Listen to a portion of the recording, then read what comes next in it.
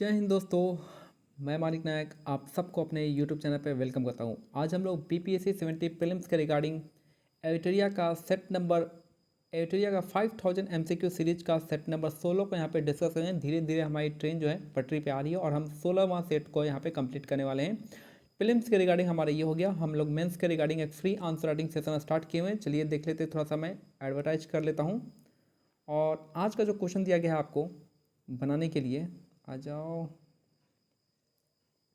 तो ये हमारा आंसर और फ्री आंसर राइटिंग सेशन है जो कि डे नंबर 87 है। और यहाँ पे जो क्वेश्चन दिया गया है, समाज पर वैश्वीकरण के प्रभाव पर चर्चा करना है, यानी discuss the impact of globalisation on society.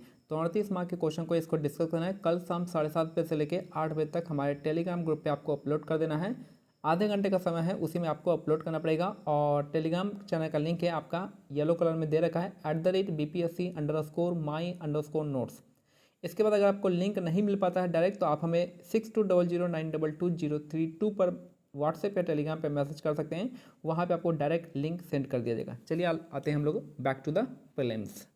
तो फर्स्ट क्वेश्चन को यहाँ पे देखेंगे हम लोग। पहला क्वेश्चन कह रहा है, फर्स्ट क्वेश्चन यहाँ पे कह रहा है, थोड़ा सा वेट करेंगे।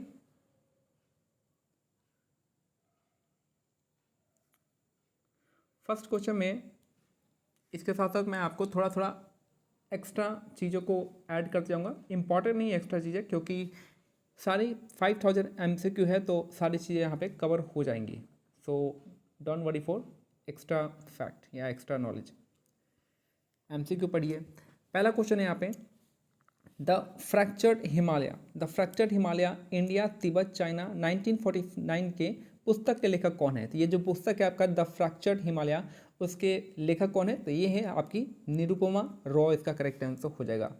तो द फ्रैक्चर्ड हिमालय किसके द्वारा लिखा गया है? निरुपमा रॉय इसका करेक्ट आंसर हो जाएगा।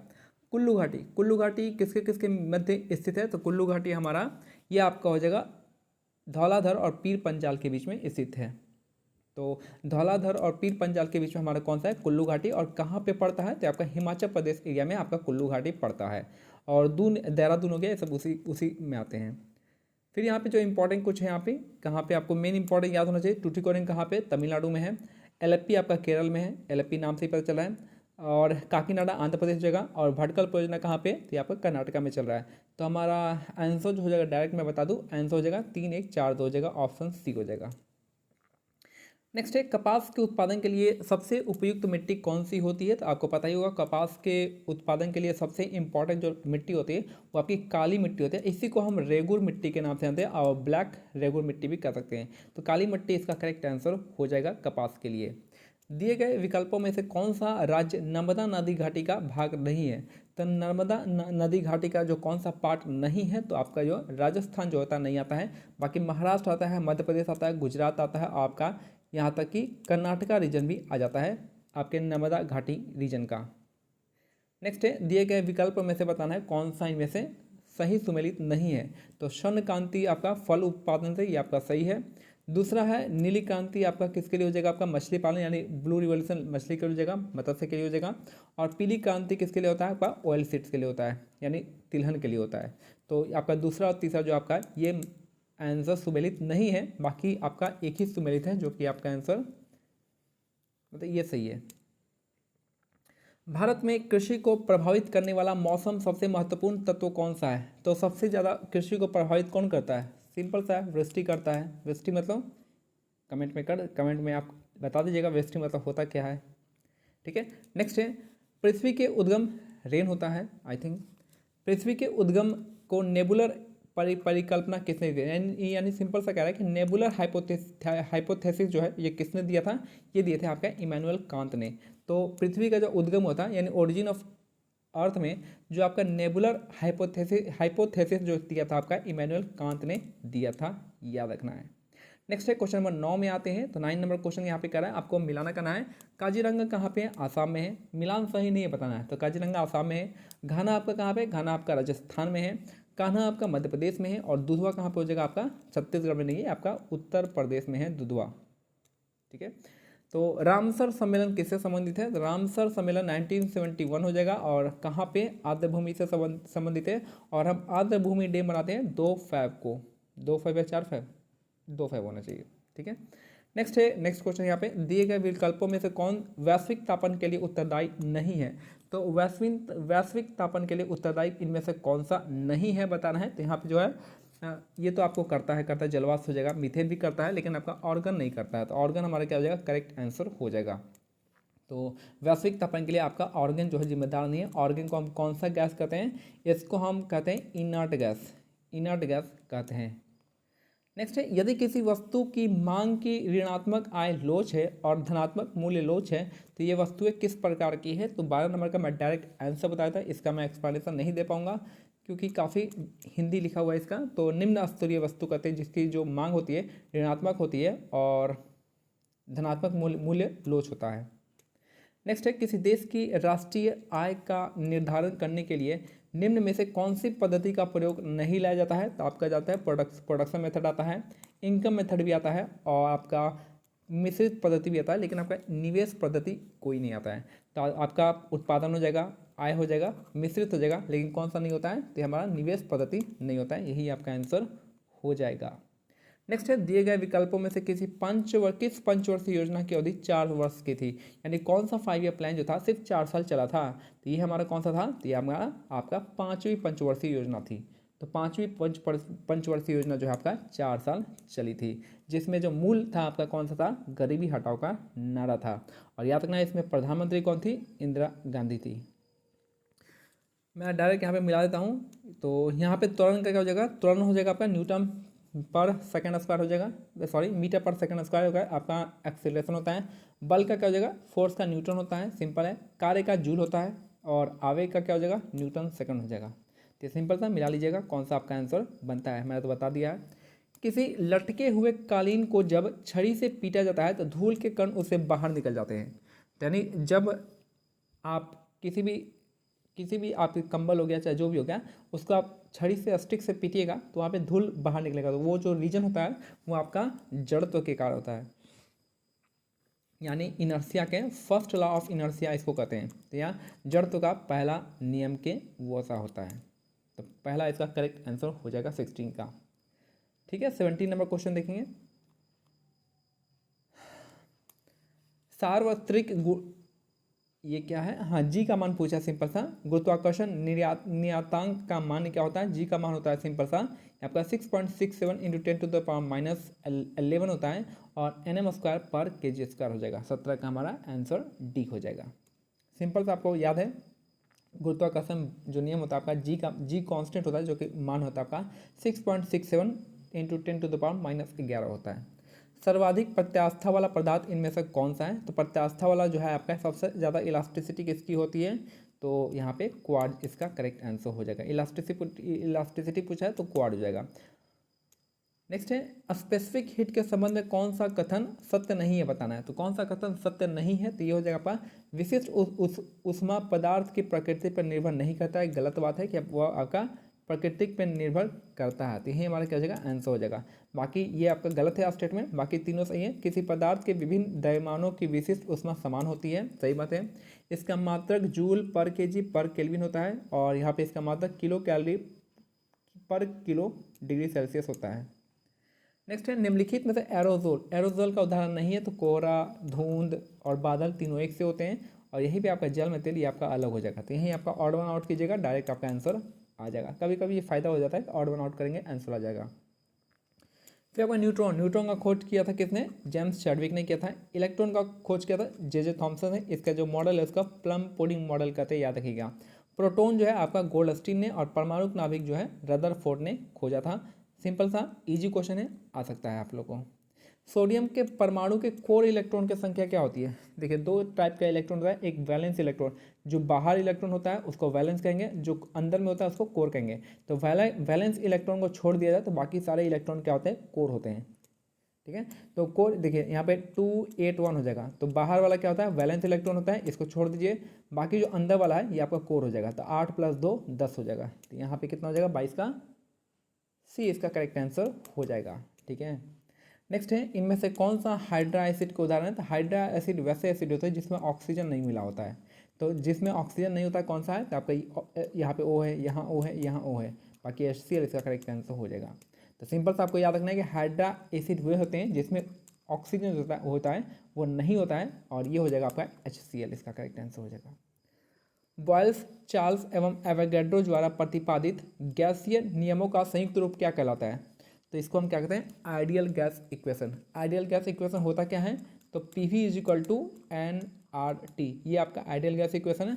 अगर यहाँ पे टेम्परेचर कांस्टेंट होगा, बॉयल्स लॉ, प्रेशर कांस्टेंट होगा, चार्ल्स लॉ, वॉल्यूम कांस्टेंट होगा, तो ये हो जाएगा आपका कौन सा? गै-लुसैक लॉ। ठीक है। एवोगैड्रो जो होता है आपका सेम प्रेशर टेम्परेचर पे क्या होता है आपका नंबर ऑफ मॉलिक्यूल क्या होता है? सेम होता है, एवोगैड्रो कहता है। नेक्स्ट है जीवाणु विज्ञान का जनक किन्हें माना जाता है? तो जीवाणु विज्ञान का जनक जो है किसे मानेंगे? तो ये है आपका लुईस पास्चर, इसका करेक्ट आंसर हो जाएगा। तो जीवाणु विज्ञान का जो है आपको मानते हैं फादर लुईस पास्चर को। नेक्स्ट है माइटोकॉन्ड्रिया का रासायनिक संगठन इनमें से निम्नलिखित में से किसकी मात्रा सर्वाधिक होती है? यानी माइटोकॉन्ड्रिया में सबसे ज़्यादा क्या होता है सर्वाधिक? तो ये होता है आपका प्रोटीन, क्योंकि DNA भी प्रोटीन का बना होता है, RNA भी लगभग प्रोटीन का बना होता है, फॉस्फोलिपिड भी आपका प्रोटीन का ही बना होता है। तो ये क्या हो जाएगा हमारा? सबसे ज़्यादा पार्ट होता है आपका प्रोटीन का। माइटोकॉन्ड्रिया को क्या कहते हैं? Powerhouse of the cell कहते हैं। 26 का हमारा क्या हो गया? आंसर ए हो जाएगा हमारा। ठीक है। नेक्स्ट 27 में देखते हैं। 27 का गैस प्लाज्मा। देखिए प्लाज्मा के संबंध में कौन सा कथन सही नहीं है पूछा है? तो यह रक्त क्या है? तरल मैट्रिक्स है, सही बात है। यह रंगहीन होता है, रंगहीन नहीं है, लाइट येलो कलर का होता है, लाइट येलो कलर का होता है, ये गलत है। इसमें रक्त कणिकाएं होती है, ये नहीं है, इसमें रक्त कणिकाएं नहीं होती है। इसमें फाइब्रोजन प्रोटीन पाई जाती है, ये आपका सही है। यानी हमारा इन दोनों में से गलत है। और यहाँ पे अगर आपको यही 4 ऑप्शन दे दिया तो इसमें बेस्ट जो सूट करेगा आपका ये हो जाएगा। इसमें बेस्ट जो हो जाएगा आपका ये हो जाएगा। इसमें रक्त कणिकाएं होती है, नहीं होती है। इसमें रक्त कणिकाएं क्या होता है? नहीं होता है। तो इसमें बेस्ट अगर मानेंगे तो बेस्ट हमारा ऑप्शन सी हो जाएगा। वैसे दोनों ही ऑप्शन क्या है आपका गलत है, क्योंकि ये रंग ही नहीं होता है, लाइट येलो कलर का होता है प्लाज्मा। नेक्स्ट है हेपेटाइटिस बी एक संचारी रोग है जो मुख्य रूप से किस अंग को संक्रमित करता है? तो आपको हेपेटाइटिस जो है आपका लीवर को अफेक्ट करता है, जो कि हिंदी में यकृत कहते हैं, इसका करेक्ट आंसर हो जाएगा। और यकृत को आपका हेपेटाइटिस करता है, जॉन्डिस भी करता है। नेक्स्ट है निम्नलिखित में से कौन सा मस्तिष्क का मुख्य सोचने वाला भाग है? तो वह कौन सा मस्तिष्क का यानी ब्रेन का वह कौन सा पार्ट है जिसे हम सोचते हैं? तो कौन सा हो जाएगा? सिंपल सा ये प्रमस्तिष्क हो जाएगा। प्रमस्तिष्क इसका करेक्ट आंसर हो जाएगा। नेक्स्ट है ग्राम संबंधी प्रावधानों का उल्लेख किस अनुच्छेद के अंतर्गत किया जाता है? तो देखिए ऑप्शन है A, B, C, D। तो ग्राम सभा जो है ये स्टार्ट जो होगा किससे होगा? ग्राम सभा का उल्लेख जो होगा किस अनुच्छेद में किया जाएगा? तो शुरुआत है तो किस हो जाएगा? ऑप्शन ए से, यानी अनुच्छेद ए से हो जाएगा। तो ग्राम सभा का उल्लेख कहाँ पे होगा? सिंपल सा है कि पहले वाले में होगा, तभी तो जब उसके बारे में उल्लेख होगा तभी तो उसके बारे में कुछ जिक्र आएगा, उसका फंक्शन आएगा, फिर धीरे धीरे आगे बढ़ते चलेगा। नेक्स्ट है संसद के दोनों सदनों की संयुक्त बैठक की संकल्पना किस देश से संविधान से लिया गया है? तो संसद के यानी आपका ज्वाइंट सिटिंग कहाँ से लिया गया है? या ऑस्ट्रेलिया से लिया गया है। ज्वाइंट सिटिंग जो है आपका कहाँ से लिया गया? ऑस्ट्रेलिया से लिया गया है, याद रखना है। और क्या लिया गया? प्रेम्बल की जो भाषा है यानी लैंग्वेज ऑफ प्रेम्बल जो आपका कहाँ से लिया गया? ये भी आपका ऑस्ट्रेलिया से लिया गया है। और क्या लिया गया? कॉन्करेंट लिस्ट जो है आपका ऑस्ट्रेलिया से लिया गया है। नेक्स्ट है उच्चतम न्यायालय का अभिलेख न्यायालय का उल्लेख संविधान के किस अनुच्छेद में है? तो आपको आर्टिकल अच्छे से याद होना चाहिए। तो ये जो हो जाएगा आपका अभिलेख न्यायालय है आपका, इसका 129 है आपका अभिलेख न्यायालय। ठीक है, तो वही हो जाएगा ऑप्शन ए। नेक्स्ट है भारतीय संघ के पदाधिकारियों को मिलने वाले वेतन भत्ते तथा पेंशन आदि का उल्लेख संविधान के किस अनुसूची में है? तो ये है आपके दूसरे अनुसूची में है। दूसरा इसका करेक्ट आंसर हो जाएगा 33 नंबर का। तो ऑप्शन ए इसका करेक्ट आंसर हो जाएगा। नेक्स्ट है राजभाषा का उल्लेख संविधान के किस भाग में किया गया है? तो आर्टिकल 15 के तहत इलेक्शन कमीशन हो जाएगा। भाग 17 इसका हो जाएगा करेक्ट। 18 में क्या हो जाएगा? इमरजेंसी हो जाएगा। भाग 20 में क्या हो जाएगा? अमेंडमेंट हो जाएगा भाग 20 में। तो सिंपल से कौन सा है? तो ये आपका ये नहीं होगा, ये नहीं होगा, ये नहीं होगा। भाग 17 इसका करेक्ट आंसर हो जाएगा, जिसमें राजभाषा का उल्लेख है भाग 17 में। संविधान की प्रस्तावना में निम्नलिखित में से क्या उल्लेखित नहीं है? तो क्या उल्लेखित नहीं है? तो ये हो जाएगा कौन सा? तो वहाँ पे आर्थिक न्याय है, ठीक है, सामाजिक न्याय भी है, राजनीतिक न्याय भी है, धर्म के ऐसा कुछ नहीं है, धार्मिक न्याय ऐसा कुछ नहीं है, याद रखना है। तो धर्म के नाम पे कुछ नहीं है, हमारा सेकुलर स्टेट है, तो वहाँ पे धार्मिक न्याय तो बिल्कुल ही नहीं होगा। नेक्स्ट है संविधान के किस संशोधन द्वारा सहकारी समिति शब्द को जोड़ा गया था? तो 42वें संविधान आपको पता ही है, बहुत सारी चीज़ें होती हैं जिसको हम मिनी कॉन्स्टिट्यूशन के नाम से जानते हैं। 44वें वाले में भी आपको कुछ अच्छी चीज़ें यहाँ पे प्रावधान मिले थे। 73वां जो है पंचायत से संबंधित है, और जो 97वां है ये आपका हो जाएगा सहकारी समिति से संबंधित है। तो कौन सा है 97 का हो जाएगा सहकारी समिति इसका करेक्ट आंसर का। और आर्टिकल कौन सा हो जाएगा 43B हो जाएगा आर्टिकल। नेक्स्ट है, और याद रखना है सहकारी समिति जो है कौन से किस में आता है, तो DPSP का पार्ट है, जो कि आर्टिकल 43B में आएगा। नेक्स्ट है, निम्नलिखित में से किस संस्तुति पर भारतीय संविधान में मौलिक कर्तव्य को शामिल किया गया था। तो सिंपल सा क्वेश्चन है कि मौलिक कर्तव्य को शामिल किया गया था स्वर्ण समिति कब था, 1976 में। और 42वां संविधान संशोधन कितने ऐड किए गए थे, तो इन्होंने तो रिकमेंड किया था 8, लेकिन ऐड किए थे 10। याद रखना है जब संविधान बना था यानी भारत आज़ाद हुआ था उस समय फंडामेंटल ड्यूटी की संख्या कितनी थी, 0 थी। क्वेश्चन पूछा हुआ है, घुमा देगा फिर दिक्कत हो जाएगा। भारत के राष्ट्रपति पर महाभियोग कैसी प्रक्रिया है। भारत पे अगर राष्ट्रपति का महाभियोग जो आता है कौन से आर्टिकल में, इम्पीचमेंट होता है, आर्टिकल 61 के तहत होता है। और ये कैसा आपका है, अर्ध न्यायिक प्रक्रिया है। कैसी प्रक्रिया है, अर्ध न्यायिक प्रक्रिया है, याद रखना है। पंचायत चुनाव कराने हेतु निर्णय किसके द्वारा लिया जाता है, तो ये जो है पंचायत का चुनाव कराने हेतु निर्णय जो है राज्य सरकार लेती है। कौन लेती है, राज्य सरकार लेती है। ऑप्शन बी इसका करेक्ट हो जाएगा। कुरु महाजनपद की राजधानी कहाँ थी, तो इंद्रप्रस्थी। कुरु महाजनपद की राजधानी इंद्रप्रस्थी, याद रखना है। भगवान बुद्ध के गृह त्याग का प्रतीक क्या है, तो गृह त्याग का प्रतीक है आपका कौन सा, तो घर से निकलेंगे तो किससे निकले, कैसे निकलेंगे, तो आपको घोड़े से भागेंगे। ठीक है, घर से भागना होगा, त्यागेंगे तो किससे जाएंगे, घोड़े से जाएंगे, तो ये हो जाएगा घोड़ा। नेक्स्ट है, गढ़वाल वंश की राजधानी नहीं, ये संस्थापक कौन थे, तो गढ़वाल वंश के संस्थापक थे चंद्रदेव थे। इसके सबसे प्रतापी राजा थे गोविंद चंद्र थे। तो याद रखना है गढ़वाल वंश के संस्थापक चंद्रदेव थे और इसके जो सबसे प्रतापी राजा थे गोविंद देव थे। दीवाने आप मेरे को बहुत मन कर रहा है, गढ़वाल वंश का राजधानी आप मेरे को बता सकते हैं। दीवाने खैरात निम्नलिखित में से किस शासक से संबंधित है, तो दीवाने खैरात जो है किसके लिए था, तो फिरोज शाह तुगलक का था।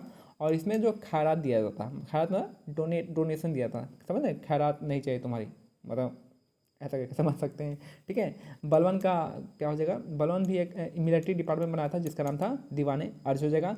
मोहम्मद बिन तुगलक का एक बहुत अच्छा था, उसका नाम था दीवाने कोही, जो कि किसके लिए था, एग्रीकल्चर के लिए था।